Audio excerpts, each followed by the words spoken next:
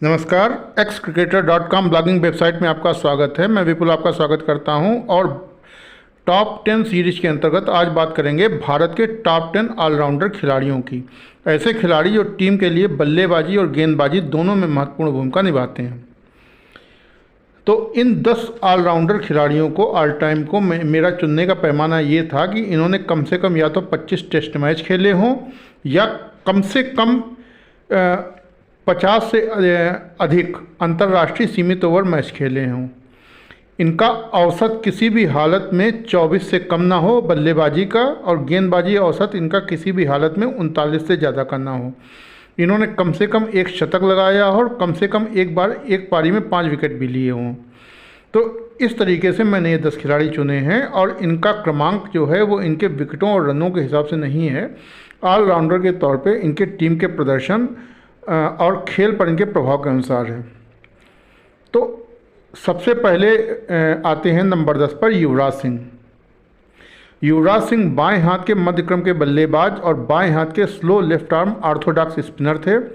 बल्लेबाज के तौर पे इनकी ख्याति बहुत है, ये बहुत आक्रामक थे और 2007 आईसीसी टी20 विश्व कप में इन्होंने इंग्लैंड के स्टुअर्ट ब्रॉड के एक ही ओवर में 6 छक्के मारे थे, सबको याद होगा।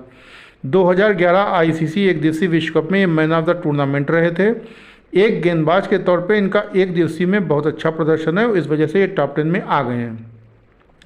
युवराज का प्रदर्शन जो है, युवराज के आंकड़े इस प्रकार हैं। गेंदबाजी में इन्होंने 399 अंतर्राष्ट्रीय मैचों में 35.87 के औसत से 147 विकेट लिए हैं और एक बार पारी में 5 विकेट इन्होंने लिए हैं। बल्लेबाजी में इन्होंने 399 अंतर्राष्ट्रीय मैचों में 34.98 के औसत से 11,686 रन बनाए हैं, जिनमें 17 शतक हैं और 71 अर्धशतक हैं। नंबर 9 पर आते हैं सलीम दुर्रानी।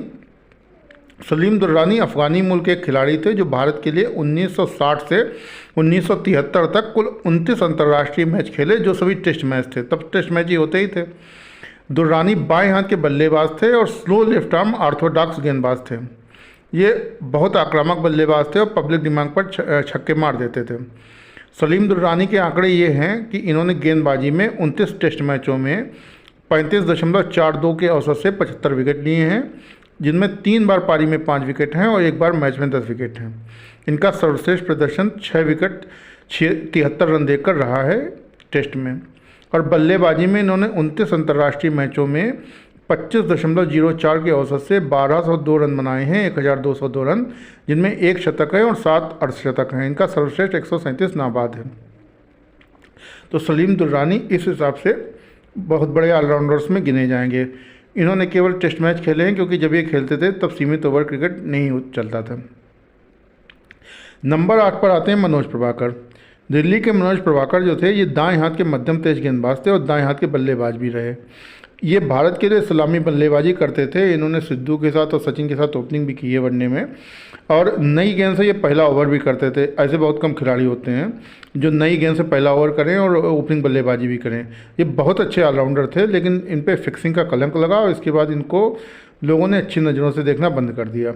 मनोज प्रभाकर के आंकड़े जो थे गेंदबाजी में वो इस प्रकार हैं। 169 अंतर्राष्ट्रीय मैचों में 32.07 के औसत से 253 विकेट लिए हैं प्रभाकर ने, जिनमें 5 बार पारी में 5 विकेट लिए हैं। बल्लेबाजी में मनोज प्रभाकर ने 169 अंतर्राष्ट्रीय मैचों में 27.44 के औसत से 3,458 रन बनाए हैं, जिनमें 3 शतक हैं और 20 अर्धशतक हैं। नंबर 7 पर आते हैं हार्दिक पांड्या। हार्दिक पांड्या दाएं हाथ के मध्य क्रम के बल्लेबाज हैं और दाएं हाथ के ही मध्यम तेज गेंदबाज हैं जो अभी खेल रहे हैं अंतर्राष्ट्रीय क्रिकेट। ये बहुत आक्रामक बल्लेबाजों में गिने जाते हैं और ये 140 की स्पीड से गेंदबाजी भी कर लेते हैं। सीमित ओवर क्रिकेट में इनका प्रदर्शन बहुत अच्छा रहा है। हालांकि इनका जो एकमात्र शतक है वो टेस्ट मैच में आया है और एक टेस्ट पारी में इन्होंने 5 विकेट भी ले रखे हैं। तो खिलाड़ी तो बहुत अच्छा है ऑलराउंडर ये। हार्दिक पांड्या के आंकड़े इस प्रकार हैं। गेंदबाजी में इन्होंने 185 अंतर्राष्ट्रीय मैचों में 31.50 के औसत से 169 विकेट लिए हैं, जिनमें 4 बार पारी में 5 विकेट लिए हैं। बल्लेबाजी में हार्दिक पांड्या ने 185 अंतर्राष्ट्रीय मैचों में 29.81 के औसत से 3,638 रन बनाए हैं, जिनमें 1 शतक है और 18 अर्धशतक है। हार्दिक पांड्या अच्छा ऑलराउंडर है। नंबर 6 पर आते हैं रवि शास्त्री। रवि शास्त्री भारत के पूर्व कोच रहे हैं। विराट कोहली के समय ये कोच थे, और लेकिन रवि शास्त्री अपने समय पे एक बहुत उपयोगी स्पिन ऑलराउंडर भी हुआ करते थे। रवि शास्त्री दाएं हाथ से बल्लेबाजी करते थे और बाएं हाथ के स्लो ऑर्थोडॉक्स स्पिनर थे। रवि शास्त्री ने भारत के लिए ओपनिंग भी की है कई बार, और नंबर 1 से नंबर 10 तक सभी बल्लेबाजी स्थानों पर ये खेले हैं। इनके शतक लगभग हर उस विदेशी टीम के खिलाफ हैं जिसके खिलाफ ये खेले हैं। ये बहुत मुंबईया भाषा में कहा जाता है खड़ूस ओपनर थे, जल्दी विकेट नहीं देते थे और बेहद उपयोगी गेंदबाज भी थे। युवराज के पहले इन्होंने एक ओवर में छक्के मारने का कारनामा कर रखा था, लेकिन वो डोमेस्टिक मैच था रणजी का, बड़ौदा के खिलाफ मुंबई का मैच था, और उसमें रवि शास्त्री ने तिलक राज एक गेंदबाज थे, उनकी 6 गेंदों पे 6 छक्के लगाए थे एक ओवर में। रवि शास्त्री के आंकड़े ऐसे हैं कि 230 अंतर्राष्ट्रीय मैचों में 38.69 के औसत से इन्होंने 280 विकेट लिए हैं, जिनमें 3 बार पारी में 5 विकेट हैं। और बल्लेबाजी में इन्होंने 230 अंतर्राष्ट्रीय मैचों में 32.42 के औसत से 6,938 रन बना रखे हैं, जिनमें 15 शतक हैं और 30 अर्धशतक हैं।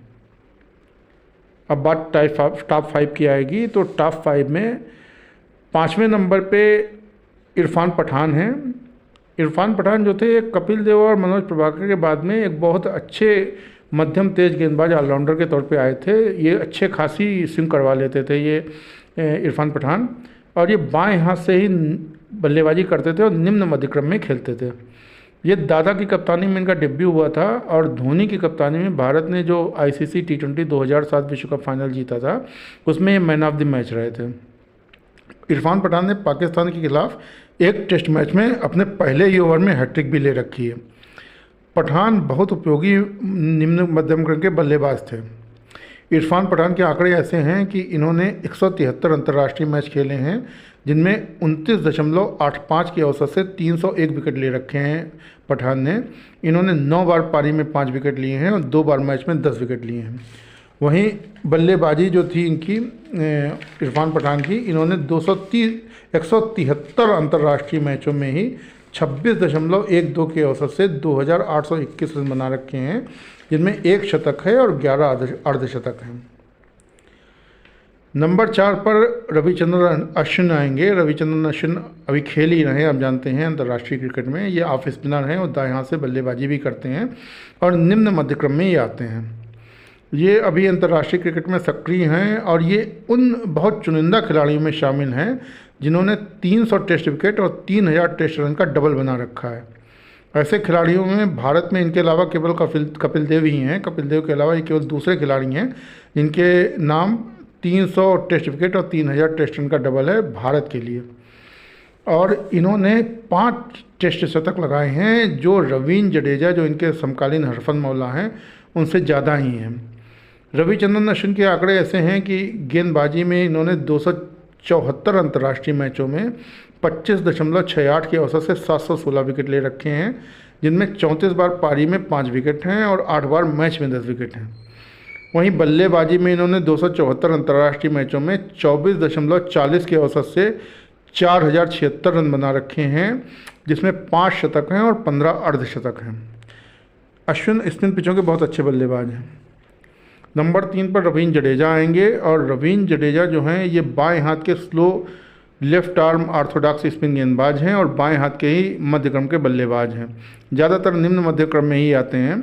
अश्विन की तरह ये भी अभी अंतर्राष्ट्रीय क्रिकेट में सक्रिय हैं और अश्विन के साथ मिलकर ये बहुत अच्छी स्पिन जोड़ी बनाते हैं, विशेष तौर पर टेस्ट मैचों में भारत के लिए। और टेस्ट मैचों में इनकी बल्लेबाजी बहुत अच्छी रहती है क्योंकि इनकी तकनीक बहुत अच्छी है और ख़ासकर इनका डिफेंस बहुत अच्छा रहता है टेस्ट मैचों में बल्लेबाजी में। ये बहुत अच्छे टेस्ट ऑलराउंडर हैं। 2013 चैंपियंस ट्रॉफी फाइनल में मैन ऑफ द मैच रहे थे। ये ट्रॉफी भारत जीती थी धोनी की कप्तानी में। और रवींद्र जडेजा इसके अलावा एक बहुत अच्छे फील्डर भी हैं, बहुत अच्छे फील्डर हैं। रवींद्र जडेजा के आंकड़े ऐसे हैं कि इन्होंने गेंदबाजी में 317 अंतर्राष्ट्रीय मैचों में 29.45 के औसत से 530 विकेट ले रखे हैं, जिनमें 13 बार पारी में 5 विकेट हैं और 2 बार मैच में 10 विकेट हैं। वहीं बल्लेबाजी में इन्होंने 317 अंतर्राष्ट्रीय मैचों में 33.12 के औसत से 5,897 रन बना रखे हैं, जिनमें 3 शतक हैं और 32 अर्धशतक हैं। फिर नंबर 2 पे मैं रखूँगा वीनू माकड़ को। वीनू माकड़ दाएं हाथ के सलामी बल्लेबाज थे और बाएं हाथ के slow left arm Orthodox spinner थे वीनू माकड़। और वीनू माकड़ भारत के सबसे बड़े खिलाड़ियों में से एक रहे हैं ऑल टाइम ग्रेट्स में। एक खिलाड़ी के तौर पे भारतीय क्रिकेट पे वीनू माकड़ ने अपनी अमिट छाप छोड़ी है। ये अपने समय के इतने ही बड़े ऑलराउंडर थे जितने बड़े कभी बाथम या इमरान थे या कभी कपिल देव थे, या जैसे आज के युग में बेन स्टोक्स या शाकिब अल हसन सबसे बड़े ऑलराउंडर हैं। ये खेले हैं 1946 से 1959 तक, और तब केवल टेस्ट मैच ही खेले जाते थे, तो सीमित ओवर क्रिकेट तो इन्होंने खेला नहीं। और वीनू माकड़ के नाम जो है, इन्होंने एक विश्व रिकॉर्ड बनाया था सुनील गावस्कर के पहले। इनके नाम एक पारी में सर्वाधिक टेस्ट रनों का रिकॉर्ड था 231 रनों का, और इस रिकॉर्ड को भारत के लिए सुनील गावस्कर ने तोड़ा।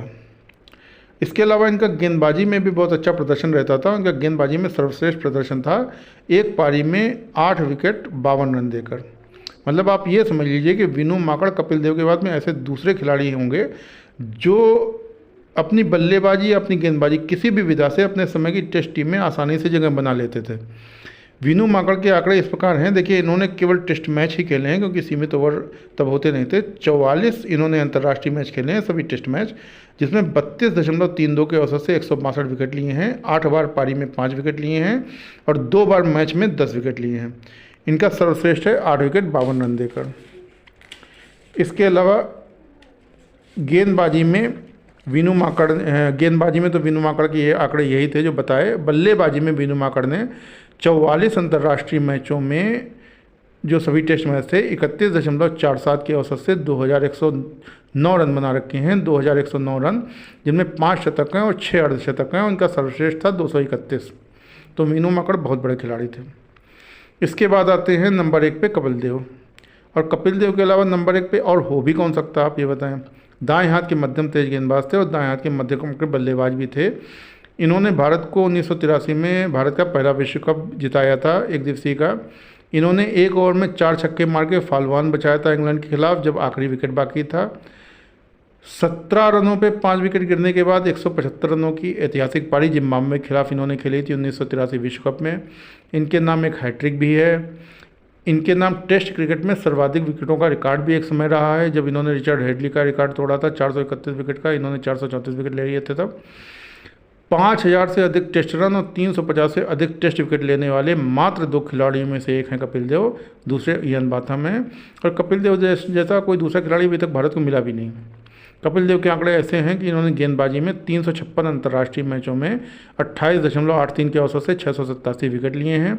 24 बार इन्होंने पारी में 5 विकेट लिए हैं। 2 बार इन्होंने मैच में 10 विकेट लिए हैं। बल्लेबाजी में इन्होंने 356 अंतर्राष्ट्रीय मैचों में 27.53 के औसत से 9031 रन बनाए हैं। इनमें 9 शतक हैं और 41 अर्धशतक हैं। तो ये आपके टॉप 10 खिलाड़ी हुए ऑलराउंडर भारत के लिए। इनमें नंबर 10 पे थे युवराज सिंह, नंबर 9 पे सलीम दुर्रानी, नंबर 8 पर मनोज प्रभाकर, नंबर 7 पर हार्दिक पांड्या, नंबर 6 पर रवि शास्त्री, नंबर 5 पर इरफान पठान, नंबर 4 पर रविचंद्रन अश्विन, नंबर 3 पर रवींद्र जडेजा, नंबर 2 पर वीनू माकड़ और नंबर 1 पर कपिल देव। इसके अलावा आपने यहाँ पे कुछ खिलाड़ियों को नहीं देखा होगा ऑलराउंडर के तौर पे, आप चौंक रहे होंगे, तो मैं आपको कारण बता देता हूँ। देखो, रॉबिन सिंह का जो गेंदबाजी औसत है वो 43 है, जो 40 से ज़्यादा है। सचिन सहवाग और गांगुली का भी गेंदबाजी औसत 40 से ज़्यादा है। मोहिंदर अमरनाथ का तो गेंदबाजी औसत 48 है, तो इनको रखने का सवाल ही नहीं था। चेतन शर्मा ने 1000 अंतर्राष्ट्रीय रन भी नहीं बनाए हैं। अक्षर पटेल ने अभी तक कोई अंतर्राष्ट्रीय शतक नहीं लगाया है। रोजर बिन्नी और मदन लाल का बल्लेबाजी औसत भी 19 और 21 है और इन्होंने कोई शतक भी नहीं लगाया। लाला अमरनाथ, जो महेंद्र अमरनाथ के पिताजी थे, भारत के पहले टेस्ट कप्तान, इन्होंने केवल 24 मैच खेले हैं, उनके विकेट भी 45 है, तो 50 विकेट भी नहीं इनके और 25 इनके मैच भी नहीं हो रहे हैं। मेरा पैमाना था कि कम से कम 25 टेस्ट मैच हों या 50 सीमित ओवर मैच, बल्लेबाजी औसत 24 से कम ना हो और गेंदबाजी औसत 39 से ज़्यादा ना हो। इसके साथ उस खिलाड़ी ने कम से कम 1 शतक और कम से कम पारी में 1 बार पारी में 5 विकेट भी लिए हों। तो ऐसे मुझे यही 10 खिलाड़ी मिले। उम्मीद है आपको ये लेख पसंद आया होगा। ये मैंने अपना डाल रखा है xcricket.com ब्लॉगिंग वेबसाइट पर भी। अगर मेरा ये यूट्यूब चैनल पर जो मैंने ये वीडियो बनाया है ये आपको पसंद आया तो कृपया मेरा चैनल सब्सक्राइब भी कर लीजिएगा। धन्यवाद। टॉप 10 सीरीज़ की अगली कड़ी फिर आपको मिलेगी जल्दी ही। धन्यवाद।